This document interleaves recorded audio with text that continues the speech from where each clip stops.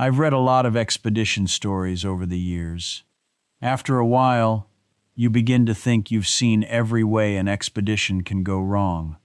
Then I found one where the men began starving after they had found food.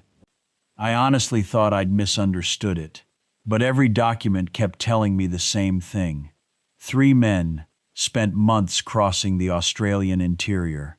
They lost their horses. They lost their camels. One of their companions died along the way. By the time they reached the end of their journey, they were barely able to stand. At first, I thought I already knew the ending. They ran out of food. That's how these stories usually end, isn't it? But they hadn't.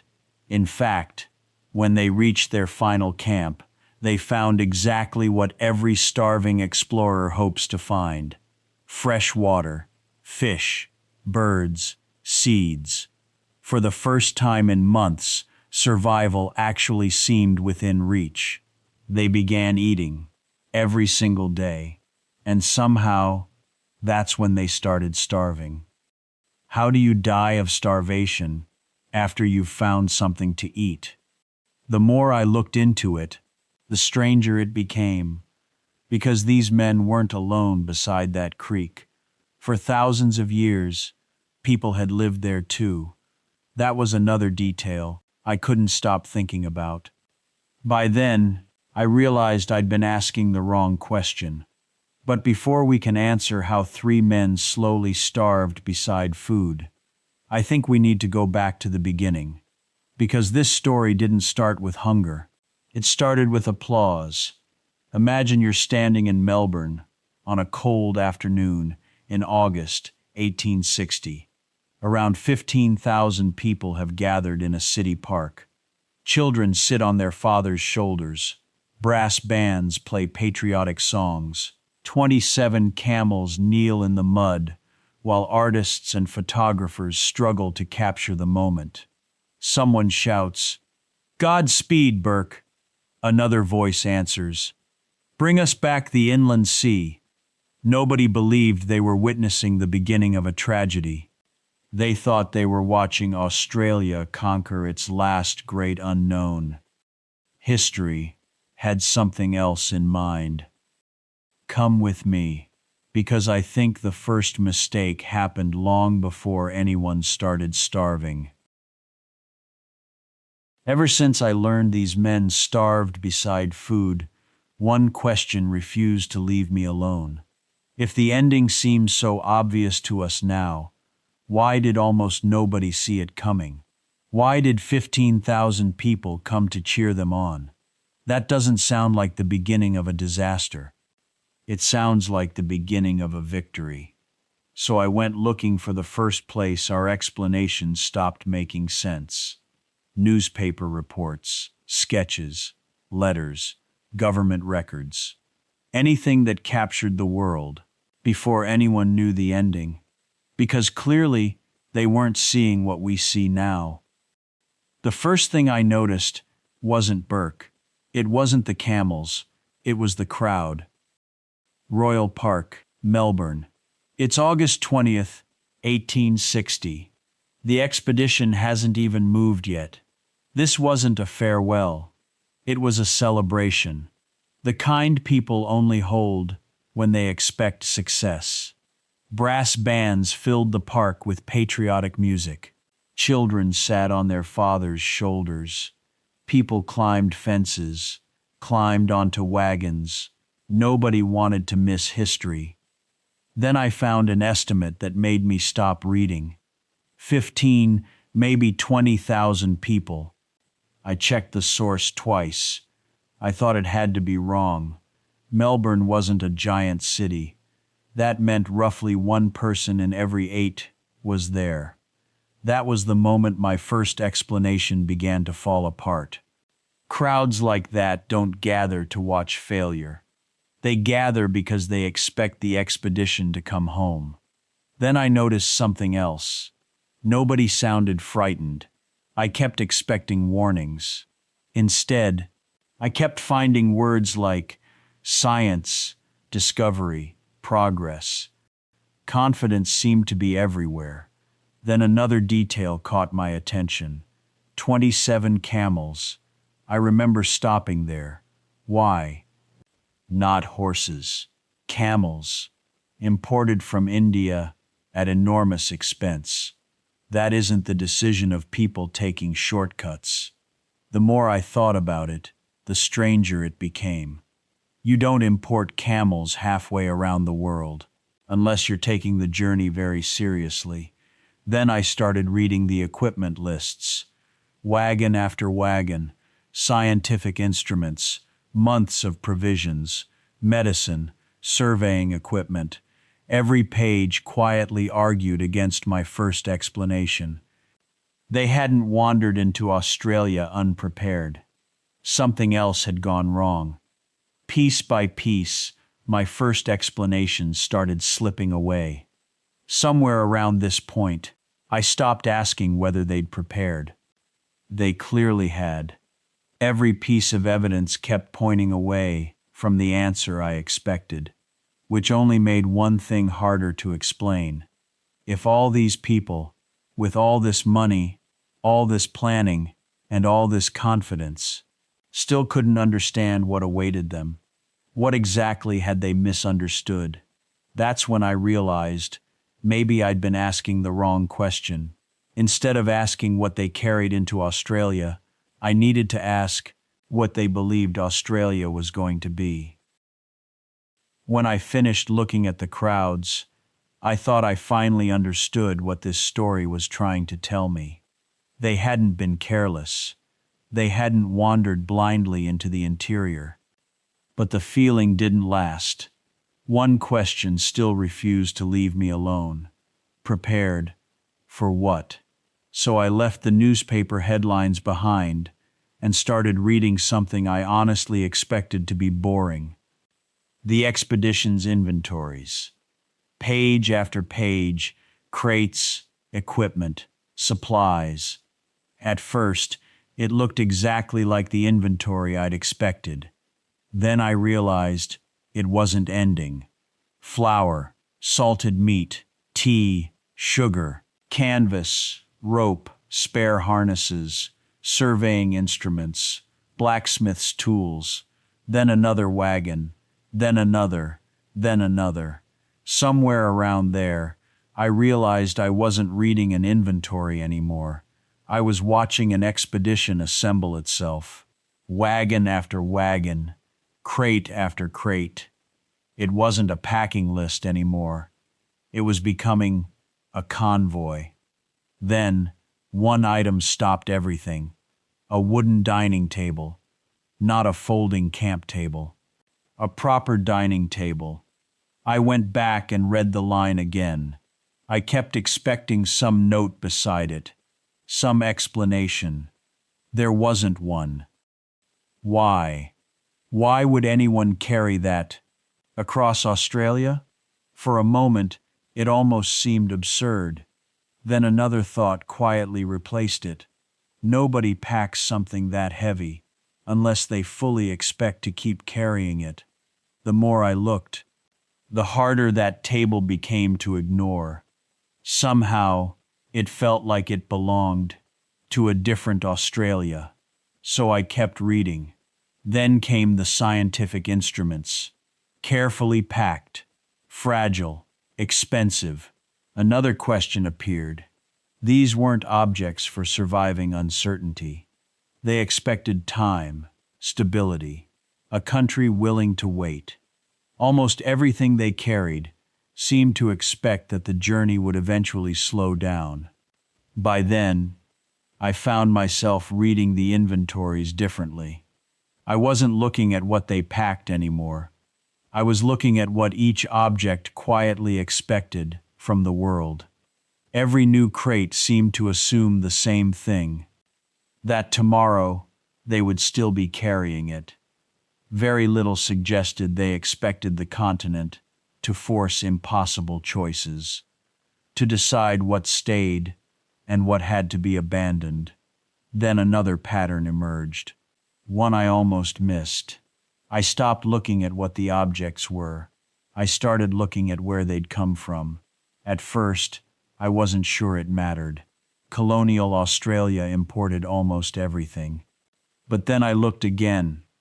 Britain, India, Europe. Almost every important object aboard those wagons had been designed by people who already understood the landscapes they lived in, places where the rules had already been learned. Roads, rivers, farms, mountain passes, landscapes that had spent centuries teaching people how to move through them. By that point, the inventories didn't even feel like inventories anymore. Together, they were quietly describing a place, not the Australia that existed, the Australia they expected to find, an Australia where planning solved problems, where enough supplies overcame distance, where determination gradually conquered uncertainty, where civilization could simply be carried forward, one wagon at a time. At first, I wondered if that was arrogance, but the more the evidence accumulated, the less convincing that explanation became. Arrogance ignores problems. These men had spent years trying to solve them. What I was looking at was confidence, which made what happened next even harder to understand. By then, I wasn't asking whether they'd packed enough. That question no longer made sense. The question had quietly become something else. Why did every decision assume the continent would behave in a certain way? If that was where their understanding rested, then perhaps the first real mistake wasn't something they forgot to bring. If every object quietly described the Australia they expected, I wanted to know when Australia began answering back. Australia's greatest expedition traveled only 5 miles on its first day. 5 miles. I thought I'd copied the number incorrectly, so I checked another account. 5 miles. Then another. Still 5 miles. Every source agreed. Months of preparation, government funding, 15,000 people had gathered to watch history begin. By sunset, the expedition was still almost within sight of the city. Royal Park had become heavy with winter rain. Wheels sank into clay. Horses leaned harder into their harnesses. Men climbed down to push. Every turn of the wheels buried them deeper. If you had been standing in Royal Park that morning, you would have blamed the rain. The weather reports survived. They describe an ordinary Melbourne winter, not a flood, not a storm, just the sort of rain Melbourne had seen many winters before. Enough to slow them, not enough to explain what happened next. The eyewitness accounts described something else. 15,000 people had come to watch the expedition disappear into the interior. The brass band played, hats lifted into the air, children ran alongside the procession. History was supposed to disappear over the horizon. Instead, people were still watching it struggle through the park. One description appears again and again. The horses leaned forward until the leather harnesses creaked. The wagons hardly moved. Men pushed at the wheels. Boots disappeared into the mud. The harnesses tightened. Someone shouted. The wheels lifted. For a moment, it looked as though they might finally break free. Then, something snapped. The lead wagon leaned sideways. The band stopped playing. A broken axle. Men disappeared beneath the wagon. Carpenters were called forward. The procession waited. Nobody looked at the distance anymore. Everyone looked at the wagon. The repairs were finished. The wagons moved again. The procession began moving again. Slowly, painfully. By evening, 5 miles. The broken axle explained the delay. It still didn't explain the day. The loading records survived. At the top of the page, sat a single figure, more than 20 tons. I read the figure again. 20 tons.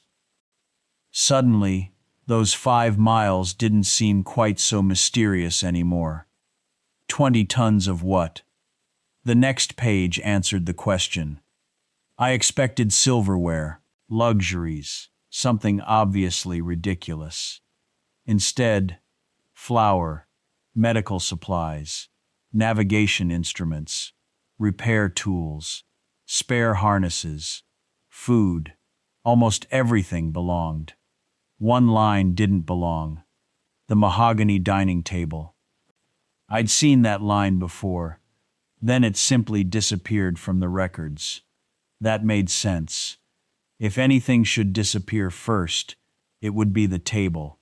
Anyone crossing a continent would leave furniture behind, before leaving anything important. For a moment, the inventories made sense again. Another inventory survived. One line missing, then another. This time, it wasn't furniture. A tool, then another inventory. More equipment. The pattern had started. Imagine believing something might save your life, then leaving it beside the road before the real journey had even begun. Melbourne was still behind them. The deserts were still hundreds of miles away. Yet every new inventory was shorter than the last. Before the expedition reached the Australian interior, Australia had already started deciding what it would allow them to keep. Somewhere in the journals, the expedition stopped being one expedition. I almost missed it, because nobody announced it. One day, everyone simply stopped traveling together. I kept thinking about those 5 miles. Once I'd seen how difficult it had been just to leave Melbourne, everything that followed started looking different. 20 tons suddenly looked heavier. Every extra wagon needed another team of animals.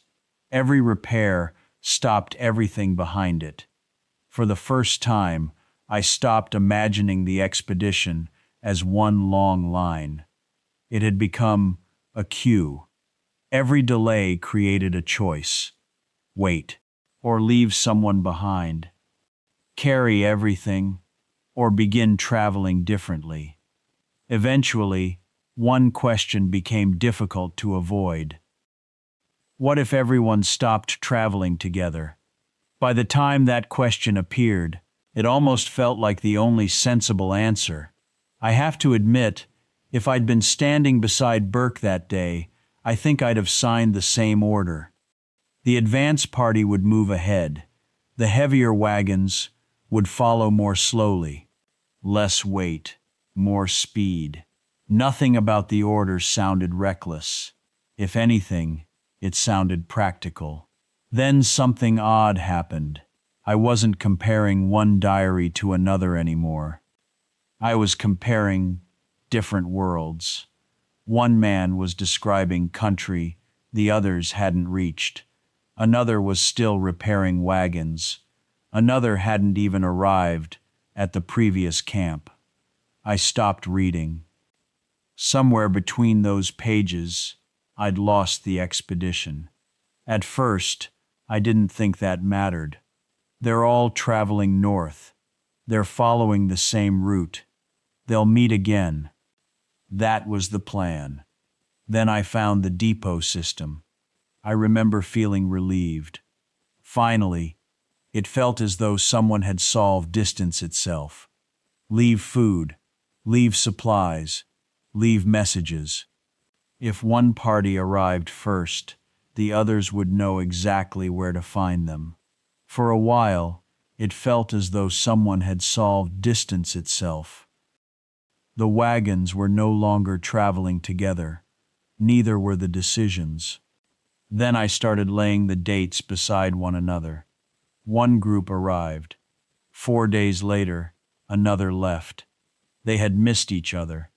Not by months, by days. Close enough that you can almost imagine them hearing one another across the trees. Too late to meet. I found myself checking the dates again, hoping I'd misread them. I hadn't. I kept waiting for someone to make the terrible mistake. Instead, everyone kept making decisions that made sense. That was the unsettling part. No one was careless. No one was ignoring the plan. Each group was simply making the best decision, using the information they had. No one could see the whole expedition anymore. One place kept interrupting the documents. Cooper Creek. At first, it meant nothing to me. Just another name, another depot, another stop. Then it appeared again. Cooper Creek. Then again. Eventually, I stopped underlining the words. I started wondering why history kept returning there. I still didn't know why. I only knew history kept leading me back there. By now, nobody could see the whole expedition anymore. Each group carried its own map, its own information, its own version of events. The name never changed. The reality had. On paper, it was still one expedition. In reality, everyone was now following a different version of the same story. And one place kept appearing in every journal: Cooper Creek.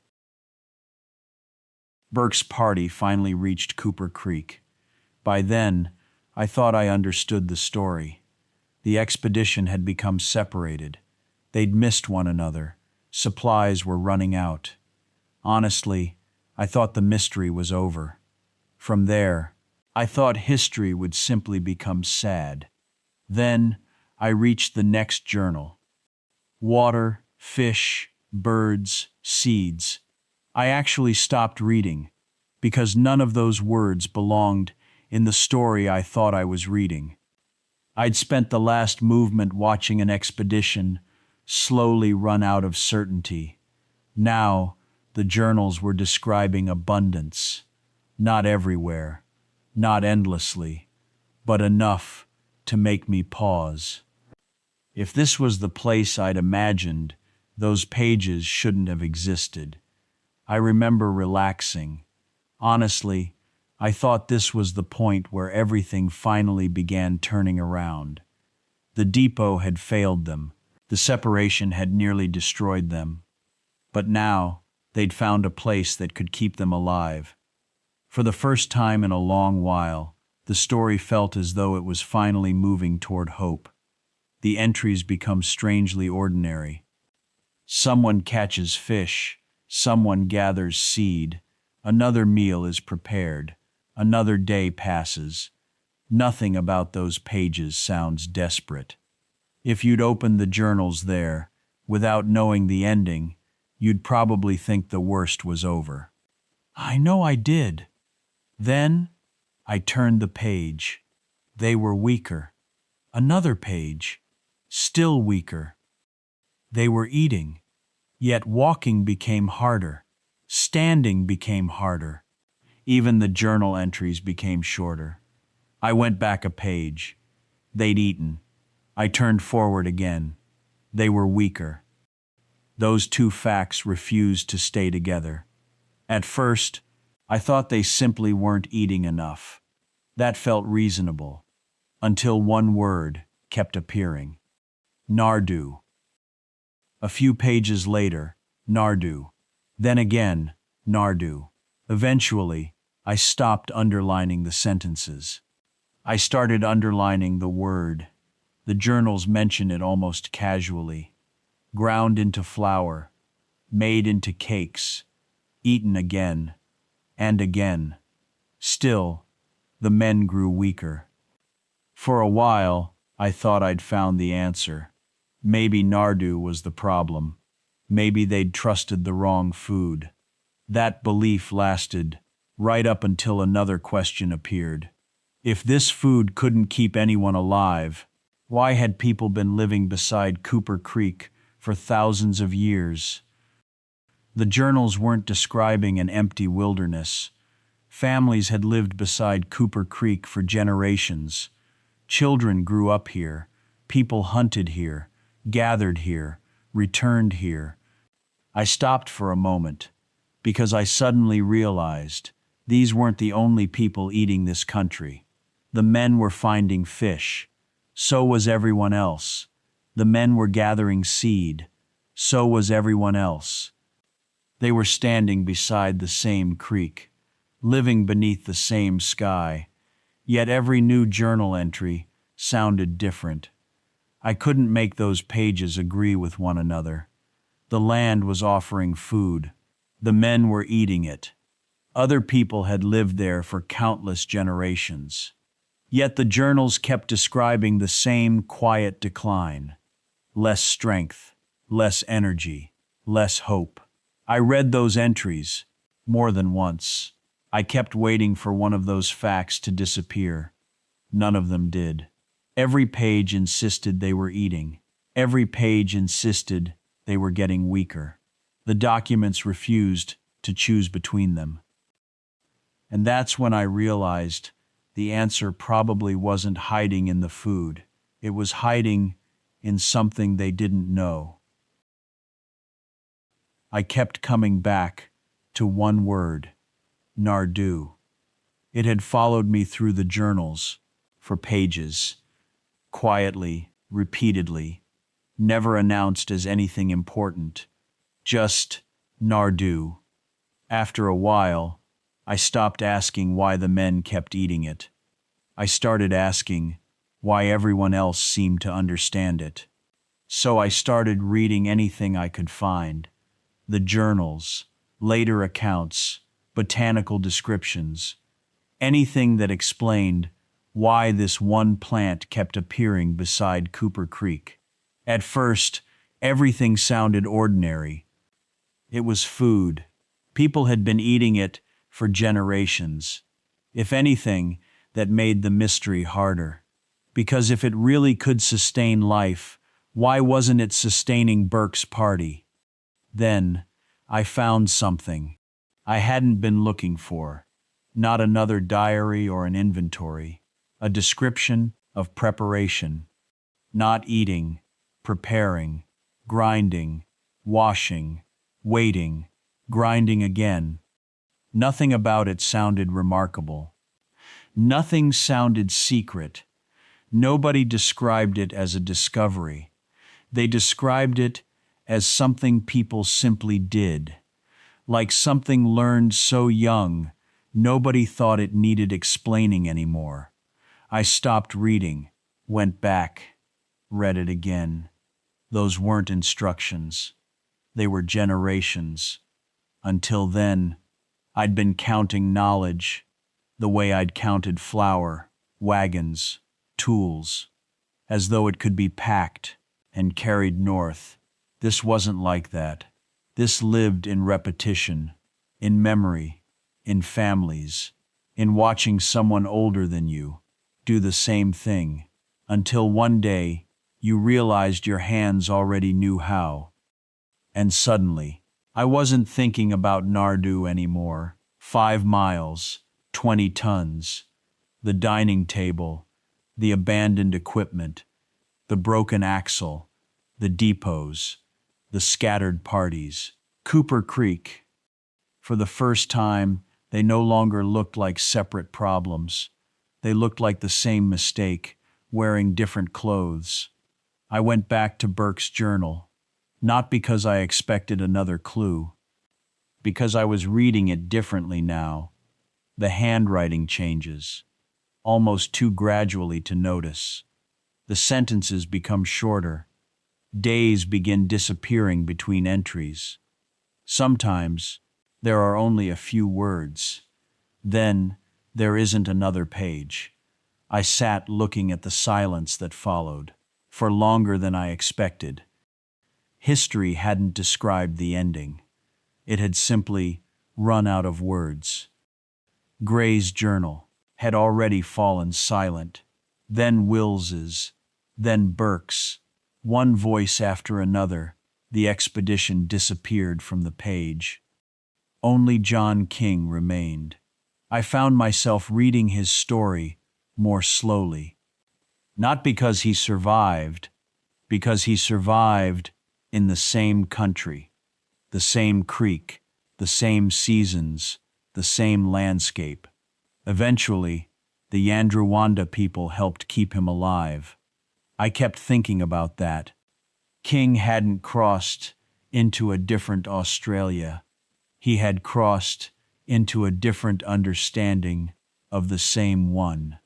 My thoughts drifted back to Royal Park, the brass band, the cheering crowd, 27 camels, 20 tons of supplies, 15,000 people watching the expedition disappear toward the interior. I sometimes wonder what they believed they were watching that afternoon. They saw wagons, maps, food, scientific instrument, everything an expedition could carry. Almost. The water had always been there. The fish had always been there.